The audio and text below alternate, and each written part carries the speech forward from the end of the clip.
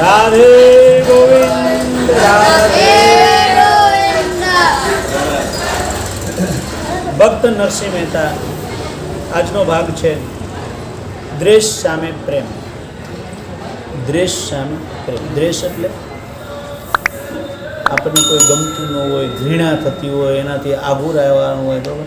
હવે કોઈ આપણને એવું કરતું હોય તોય પણ આપણને અહીંથી કાઢી મૂકતા હોય તો એની સામે આપણે પ્રેમ કેમ કરવાનો? એની સામે પ્રેમ કરવાનો. કોઈ દ્વેષ કરતું હોય તો એની સામે દ્વેષ નહીં કરવાનો. દ્વેષ સામે પ્રેમ. હવે શું છે પ્રસંગ આપણે વાંચીએ કે મનુષ્યના જીવનમાં કોઈ એકાદ વિચિત્ર ઘટના તો ઘટી જાય, અને ઘટી જાય તો પણ તેની ખ્યાતિ સર્વત્ર ફેલાઈ જાય છે. તો પછી જેનું સમગ્ર જીવન રહસ્યમય હોય, અપૂર્વ હોય, તે પોતાની જાતને જગતની નજરથી ક્યાં સુધી છુપાવી શકે? ભક્ત શ્રેષ્ઠ નરસિંહ મહેતા જ્યારથી પોતાના મોટા ભાઈથી જુદા થયા હતા ત્યારથી જ એમનું જીવન દુનિયાની દ્રષ્ટિએ રહસ્યમય બની રહ્યું હતું. ધંધો રોજગાર કાંઈ નહીં, અને દિવસ રાત બસ ભજન કીર્તનમાં લાગી રહેતા. દેખાવામાં ભિખારી જેવા, પણ જ્યારે કોઈ પ્રસંગ આવે ત્યારે એમનો ખર્ચ જોઈને જ સૌ ચકિત થઈ જતા. બધાને એમ લાગે કંઈક તો છુપાવી રાખેલું છે, નગર આ બધું ક્યાંથી થાય? મોટા મોટા ધનવાનોને ત્યાં પણ આ રીતે પ્રસંગો નહોતા ઉજવાતા. બધા એ વાતથી તાજુબ હતા કે આખરે રહસ્ય છે કંઈ, પણ જે સાચું છે એને કોઈ પકડવા તૈયાર હતું નહીં, અને બીજું જ કંઈ પકડવાની કોશિશ કરતા છે. કાંઈ કંઈક આની પાસે મેલી વિદ્યા છે, અને કાં પછી કોઈને સાધી રાખ્યા છે. હા, એટલે ગમે ટાઈમે ગમે એને પકડી લીધા હોય. આપણે નહીં કહેતા કે ભાઈ ફલાણે 2-3 સાધી લીધા છે એટલે એના કામ આવીને કરી જાય એમ. એટલે બધા એવી રીતે આમ વિચારે કે કંઈક તો રહસ્ય છે. એમાંય જ્યારે કુંવરબાઈના શ્રીમંતનો પ્રસંગ ઉજવીને મહેતાજી પાછા ફર્યા ત્યારે તો એમની કીર્તિ વધુ ફેલાઈ ગઈ, અને જૂનાગઢમાં ચોરે ને છૌટે સર્વત્ર એમની ચર્ચા થવા લાગી. પરંતુ આ સુયશને તેમની જ્ઞાતિના ઈર્ષાળુ આગેવાનો કેવી રીતે સહન કરી શકે? મોરારી બાપુ કહે ને કે પિતરાઈ, પાડોશી અને પત્ની, આ ત્રણને તમે ગમે એમ મન જાઓ ને કે આખી દુનિયા પગે લાગતી હોય, પણ આ ત્રણ ગણકારે નહીં, ત્રણ તો નિંદા જ કરે એમ. હા, એટલે કે નરસિંહ મહેતાના વખાણ સાંભળીને આવા લોકોને તો જાણે ટાઢ ચડી જતી, અને તેઓ સૌ તેમના મૂળને જડથી ઉખાડી નાખવાની ચિંતામાં પડી ગયા. મહાન વ્યક્તિની બરોબરી ન કરી શકવાને કારણે દુષ્ટ પ્રકૃતિના લોકો ઈર્ષાયુક્ત થઈ એમને કોઈને કોઈ નિમિત્તે નીચે પછાડી પોતાની મોટાઈને જાળવી રાખવા વ્યર્થ પ્રયત્નો કરતા હોય છે. પરંતુ આવા લોકોને કારણે સત્પુરુષોને ક્યારેય કંઈ જ નુકસાન થતું નથી, પણ એમની પ્રતિષ્ઠામાં અધિક વધારો થાય છે, અને એવો પ્રયત્ન કરવાવાળાને જ નીચું જોવું પડે છે. છતાં પણ દુર્જનો પોતાની મૂળતાવશ દુષ્ટ પ્રવૃત્તિ છોડતા નથી. નાગર જ્ઞાતિના કેટલાક લોકોએ એક ષડયંત્ર રચ્યું, જેમાં સારંગધર અને નરસિંહ રામના મોટાભાઈ બંશીધર પણ સામેલ હતા. હવે તો આ લોકો એની બાજુમાં આવી ગયા. સારંગધર તો હતા જ, પણ હવે નરસિંહ મહેતાના ભાઈ પણ આવી ગયા, બંશીધર. એ લોકોએ શહેરની એક કુખ્યાત વેશ્યા છંસલાને પૈસાની લાલચ આપી અને ભક્તરાજ પાસે તેમને પોતાના મોહપાશમાં ફસાવવા માટે મોકલી.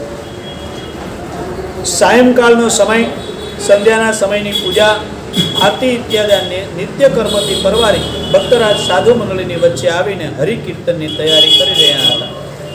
ધૂપ પુષ્પની સુગંધ અને ભગવાનના સાનિધ્યને લઈને વાતાવરણમાં અલૌકિક આનંદ ફેલાઈ રહ્યો હતો. બરાબર એ જ સમયે સફેદ વસ્ત્ર ધારણ કરી, ગોપીચંદનનું તિલક લગાવી અને ગળામાં તુલસીની માળા પહેરેલ ચંચળાએ ભક્તરાજના ઘરમાં પ્રવેશ કર્યો. કોઈ ભક્તિમતી સાધ્વી જેવી તે શોભા આપી રહી હતી. ઉપસ્થિત સંતોને જય કૃષ્ણ કર્યા, અને એ પછી બાજુમાં બેસી ગઈ અને અત્યંત ભાવ સાથે બધાની સાથે મળીને હરિકીર્તન કરવા લાગી. બધાય સાધુઓ અને ખુદ નરસિંહ મહેતા પણ મંત્રમુગ્ધ બની તેની તન્મયતા જોઈ રહ્યા. ભજન સમાપ્ત થયું. ભક્તરાજે ચંચલાને પૂછ્યું કે બહેન, આપ ક્યાંથી પધારો છો? હું પ્રભાસ ક્ષેત્રમાં રહું છું, દ્વારકાની યાત્રાએ જવા નીકળી છું. આપનું નામ સાંભળી એક કામ માટે આપની પાસે આવી છું. ચંચલાએ પોતાનો બનાવટી પરિચય આપ્યો. એવું તે વળી શું કામ કે જેના માટે આપને મારી પાસે આવવું પડ્યું? મહેતાજી એકદમ નવાઈ પામે કે હું તો કોઈ કામને લાયક છું જ નહીં, તો મારા કામે શું કામ આવવું પડ્યું? હું કંઈક દાન મેળવવાની ઈચ્છાથી આપની પાસે આવી છું. ચંચલાએ ઉત્તર આપ્યો, સાધ્વી, આપને કંઈ દાન મેળવવાની ઈચ્છા હોય તો કોઈ શ્રીમંતની ઘરે જાઓ. મારી પાસે તો કરતાલ, મૃદંગ અને ગોપીચંદ સિવાય બીજું કાંઈ નથી. ભક્તરાજ, હું જે વસ્તુ આપની પાસે લેવા આવી છું ને, હું જે વસ્તુ આપની પાસે માગું છું ને, તે કોઈ બીજા પાસેથી લેવા હું માગતી નથી. હું બીજા કોઈની પાસેથી લેવા ઈચ્છતી નથી. જો આપ મારા ઉપર કૃપા કરશો તો હું કૃત્ય થઈ જઈશ. ચંચલાએ એકદમ નમ્રતા સાથે કહ્યું, સારું, કહો, આપને કઈ વસ્તુની જરૂર છે? જો ભગવાનની મરજી હશે તો મળી રહેશે. ભક્તરાજે એકદમ ઉદાસીનતાથી કહ્યું, આપને અનુમતિ મળી ગઈ, એટલું જ અત્યારે પૂરતું છે. પછી સમય આવશે ત્યારે હું તમારી પાસેથી માગી લઈશ, એમ ચંચલાએ કહ્યું. વિકારી મનુષ્યની દ્રષ્ટિમાં બધા માણસો પોતાના જેવા વિકારી જ દેખાય છે. તેવા શુદ્ધ પવિત્ર લોકોને પણ વિકારી માની લે છે. જે શુદ્ધ વ્યક્તિના વિવેક ભર્યા શબ્દો પણ તેઓને વિકાર સૂચક જ લાગે છે અને તેઓ એનો ઉલટો અર્થ લગાવી પોતાનું અભિષ્ટ સિદ્ધ કરવાનો પ્રયત્ન કરે છે. ચંચલાએ ભક્તરાજના શબ્દોનો અવળો જ અર્થ કર્યો. તે સમજી કે ભક્તરાજે મારા રૂપ પર મોહિત થઈને મારી માંગણી સ્વીકારી લીધી છે. ભજન સમાપ્ત થતાં સૌ પોતપોતાના આસન ઉપર જઈને સૂઈ ગયા. ભક્તરાજે ચંચલાને પણ એક યોગ્ય આસન સૂવા માટે બતાવ્યું અને છેલ્લે પોતે પણ મંદિરના દરવાજા પાસે પોતાનું આસન લગાવીને સૂઈ ગયા. થોડી જ વારમાં સૌ ઘસઘસાટ ઊંઘી ગયા. પરંતુ ચંચલા ઉપર નિંદ્રાદેવીએ કૃપા ન કરી. તે પોતાનો સ્વાર્થ સાધવા માટે યોગ્ય સમયની રાહ જોઈ રહી હતી. અડધી રાત વીતી પછી જ્યારે ચંચલાને ખાતરી થઈ કે હવે તો કોઈ જ જાગતું જ નહીં હોય, ત્યારે એણે પોતાના સાદા વસ્ત્રો ઉતાર્યા અને સુંદર વસ્ત્રાભૂષણ ધારણ કર્યા. તે વખતે એનો ચહેરો, શરીરની રચના અને શૃંગાર જોતા તે કોઈ દેવાંગના જેવી લાગતી હતી. તે પોતાની પથારીમાંથી ઉઠી ધીરે ધીરે જ્યાં ભક્તરાજ સૂતા હતા ત્યાં ગઈ. એના ચરણોની નુપુર ધ્વનિ સાંભળી ભક્તરાજ પણ જાગી ગયા. અત્યારે કોણ છે? ભક્તરાજે પ્રશ્ન કર્યો કે અત્યારે કોણ છે? હું તો એ જ જે આપણી સાથે ભજન ગાતી હતી. તો અત્યારે અહીં શું કામ આવી છે? ભક્તરાજ, હું આજે આપની પાસે ઋતુદાન લેવા માટે આવી છું, જેને માટે મેં સાંજે આપને પ્રાર્થના કરી હતી. મારે અન્ય કોઈ વસ્તુની ઈચ્છા નથી.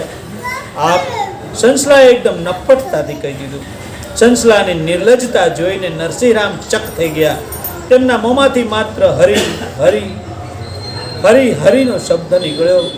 ચંચલાએ ફરી અધીરતાથી કહ્યું કે ભક્તરાજ, આપ હવે મને વધુ ન તડપાવો, મારી ઈચ્છા તુરંત જ પૂરી કરો. સાધ્વી, તું આ શું બોલી રહી છે? તું મારી પાસે કેવી અનુચિત વાત કરી રહી છે? સાધુનો વેશ ધારણ કરી આવો હલકો વિચાર પણ કરવાથી મનુષ્ય પાપનો અને નરકનો ભોગી બને છે અને અંતે અધપતનની ઊંડી ખીણમાં ગબડી પડે છે. મનુષ્ય અવતાર પાપ કરવા માટે નથી, અક્ષય પુણ્ય ઉપાર્જન કરવા માટે મળેલો છે. આ તો ક્યારેય ક્ષય ન થાય એવું પુણ્ય ઉત્પન્ન કરવા માટેનો અવતાર છે. આ પાપ કરવા માટે નથી, આ વ્યભિચાર માટે નથી, સંયમને માટે છે. વાસનાની તૃપ્તિ માટે નથી, શુદ્ધ સાત્વિક પ્રેમ સંપાદન કરવા માટે છે. ચારિત્રનો સર્વનાશ કરવા માટે નથી, સચિત્રતાનો સંગ્રહ માટે છે. અવિદ્યાની ઉપાસના કરવી એ મનુષ્ય જીવનનું લક્ષ્ય નથી, પણ અવિદ્યાનો નાશ કરી સદવિદ્યાનું સેવન કરવાનું શાસ્ત્રમાં કહ્યું છે. લબ્ધ્વા કચિન્નર જન્મ દુર્લભમ તત્રાપી પુષ્પમ શ્રુતિ પારદર્શનમ યસ્ત્વાન્મ મુક્તેન યતેતિ મઢધીહ સ આત્મહાસ વિનિહંત્ય સદગ્રહાત. પૂર્વોપાર્જિત પુણ્યના પ્રભાવથી આ દુર્લભ મનુષ્ય દેહ તથા વેદ જ્ઞાન સંપન્ન પુરુષ શરીર પ્રાપ્ત કરીને પણ જે મૂઢ બુદ્ધિ મનુષ્ય મોક્ષને માટે પ્રયત્ન નથી કરતો, તે આત્મઘાતી મનુષ્ય અસત સંસારને ગ્રહણ કરી પોતાનો નાશ વહોરે છે. આપણે ઘણી વખત કહેતા ને, આત્મહત્યા આને કહેવાય. ગળો ટૂંકો દઈને મરી જાય એને આત્મહત્યા ન કહેવાય. પણ આત્માનું કલ્યાણ કરવા જે આવ્યા છે અને આત્માનું કલ્યાણ નથી કરતા, સંસારની માયામાં ફસાઈને પોતાનો આ અવધિ પૂરી કરી દે, એટલે આ આત્મહત્યા કહેવાય. સાધ્વી વિષયોની તૃષ્ણા, સંસારના પદાર્થોની તૃષ્ણા તથા માન કીર્તન આદિની તૃષ્ણા માણસને જબરજસ્તીથી નરક તરફ લઈ જાય છે. કદાચ એકવાર એ તૃષ્ણાની પૂર્તિ પણ કરવામાં આવે તોય માણસને એનાથી શાશ્વત સુખ કદાપી મળી શકતું નથી. ઉલટાનું તૃષ્ણાઓને પ્રોત્સાહન આપવાથી તે વધુને વધુ જોર કરતી રહે છે. આપણે પુરાણોમાં કહેવત છે કે જેમ અગ્નિમાં તમે વધારે ઘી નાખો એમ વધારે જો એને ઠરવા દો તો જ ઠરી જાય. એટલે એક આજે ઢોસા ખાવાનું મન થયું ને દોડીને ખાઈએ તો કાલ પાછું બીજું કંઈક ખાવાનું મન થાય. એ તો થવાનું જ છે. એટલે એને તો ન જાય ત્યાં તો જ મન ઓછું થાય. એટલે પ્રોત્સાહન આપવાથી તે વધુ ને વધુ જોર કરતી રહે છે. અવસ્થા વીતી જાય છે, શરીર વૃદ્ધ થઈ જાય છે, પણ તૃષ્ણા ક્યારેય વૃદ્ધ નથી થતી. કામનાઓની આ આગ વિષયરૂપી ઈંધણથી બુજાતી નથી, વધુ ધધકી ઉઠે છે અને મનુષ્યની સમસ્ત સુખ શાંતિને ભસ્મ કરી ફરી જન્મ મરણના ભયાનક ચક્કરમાં ધકેલી દે છે. તેથી એ તૃષ્ણાનો નાશ કરવો તે જ મુક્તિનું મુખ્ય સાધન છે. વિષય ભોગ ભોગવવાથી તૃષ્ણાનું શમન થતું નથી. ન જાતું કામઃ કામનામુપભોગેન શામ્યતિ.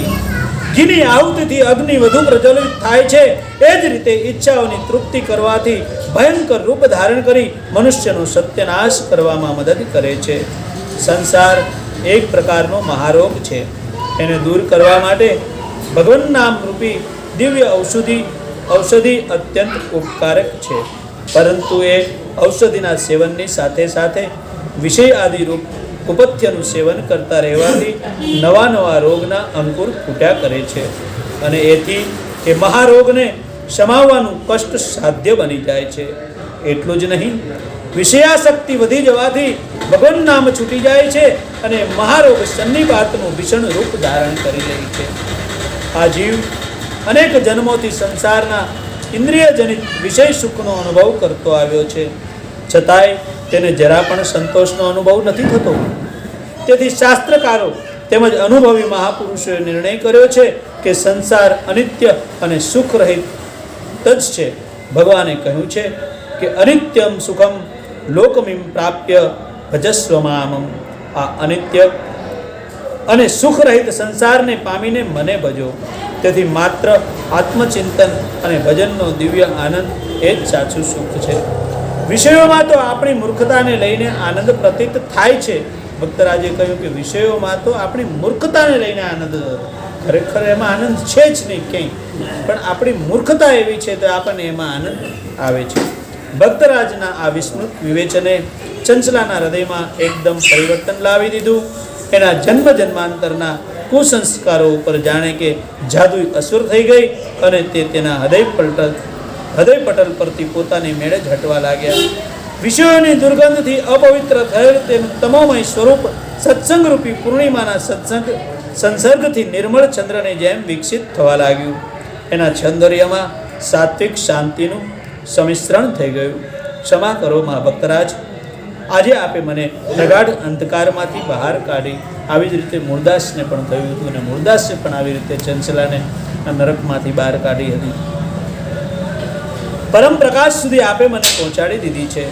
આજથી આપ જ મારા હાચા ગુરુ છો. આપના સદુપદેશે મારામાં રહેલા વિકારોને નિર્મૂળ કરી નાખ્યા છે.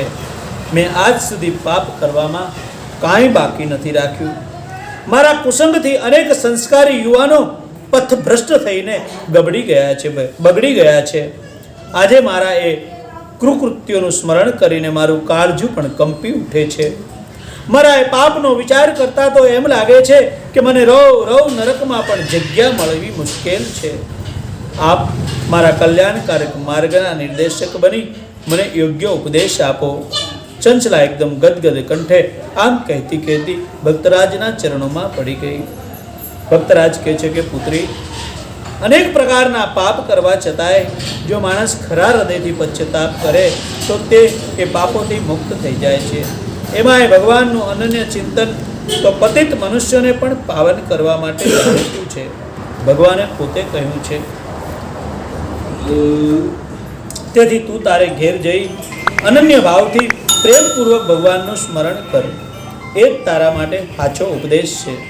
હું ગુરુ બનવા નથી માગતો, કારણ કે મારામાં એવી કોઈ લાયકાત નથી. ચંચલા ભક્તરાજની આજ્ઞા માથે ચડાવી ઘેર જતી રહી.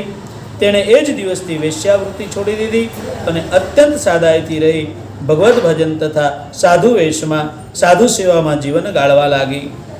8-10 દિવસ બાદ સારંગધર ચંચલાને ઘેર ગયા. ત્યાં તેના નવા જ રંગરૂપ જોઈને એ તો આશ્ચર્ય થઈ ગયા. એ વખતે ચંચલા સાધુ મંડળીમાં બેસીને ભજન ગાઈ રહી હતી. એના ચહેરા પર એક અલૌકિક તેજ દીપી રહ્યું હતું. આખું રૂપ જ બદલાઈ ગયું. કેમ ચંચલા, તે દિવસે તને જે કામ સોંપ્યું હતું તે અંગે શું થયું? સારંગધરે પૂછ્યું. એટલે જવાબ આપે છે ચંચલા કે સારંગધરજી, આપ નિરપરાધ ભક્તો ઉપર વ્યર્થ આરોપ લગાવી મહાન પાપના ભાગી બનવા ઈચ્છો છો. પરંતુ યાદ રાખજો, બીજાને પાડવા માટે ખાડો ખોદનાર પોતે જ ખાડામાં પડે છે.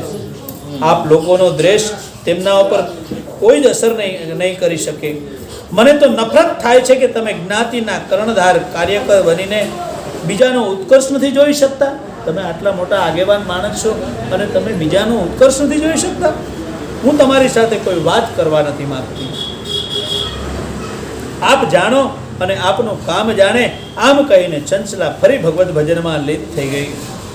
પરમાત્માની કળા અકળ છે. ચંચલાને ત્યાંથી તિરસ્કૃત થઈને સારંગધર પાછા ફરી રહ્યા હતા ત્યારે જ રસ્તામાં એક ભયંકર સર્પે તેને ડંખ દીધો. જોત જોતામાં સાપનું ઝેર તેને રગરગમાં વ્યાપી ગયું. એ રસ્તા વચ્ચે બેભાન થઈને ઢળી પડ્યા. રસ્તે ચાલતા રાહદારીઓ એકઠા થઈ ગયા. અનેક પ્રકારના ઉપચારો કર્યા, પણ ઝેર ઉતર્યું નહીં. લોકો એના જીવવાની આશા છોડી દીધી અને એના કુટુંબીઓ રડવા લાગ્યા. એક નાગર ગૃહસ્થને ઉપાય સૂજ્યો. તેણે કહ્યું કે ભાઈઓ, એક ઈલાજ છે, એ પણ અજમાવી જોવો જોઈએ. આજકાલ નરસિંહ મહેતા મોટા જાદુગર બનીને ફરે છે.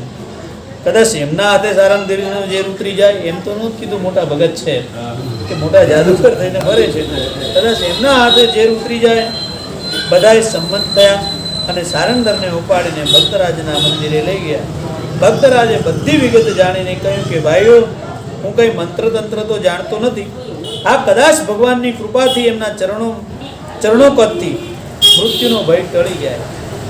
આટલું કહીને ભક્તરાજે ભગવાનનું સ્મરણ કર્યું અને ભગવાનનું ચરણામૃત લઈને સારંગધરના મોઢામાં ચાટ્યું. ભગવાનની કૃપાથી ઝેર ઉતરી ગયું અને સારંગધર આળસ મરડીને બેઠા થયા. પરંતુ સામે જ નરસિંહ મહેતાને જોઈને અંતરમાં ક્રોધથી સળગી ઉઠ્યા અને ઊભા થઈને ચૂપચાપ પોતાને ઘેર જતા રહ્યા. ઓલું ઝેર ઉતરી ગયું, પણ આનું ઝેર હજી નથી. આવી રીતે ભક્તરાજે દ્વેષનો બદલો પ્રેમથી આપી જગતમાં વિશ્વ પ્રેમને એક અનુપમ આદર્શ પ્રગટ કર્યો છે. આમ લેખક અહીં આ ભાગ પૂરો કરે છે અને હવે પછીનો ભાગ છે ભગતની કસોટી. નરસિંહ મહેતાને કસોટીએ ચડાવવામાં આવે છે. એ ભાગ પણ ઘણો રસપ્રદ છે. એ આપણે આવતી રીતે લઈશું. બોલો રાધે ગોવિંદ, રાધે ગોવિંદ.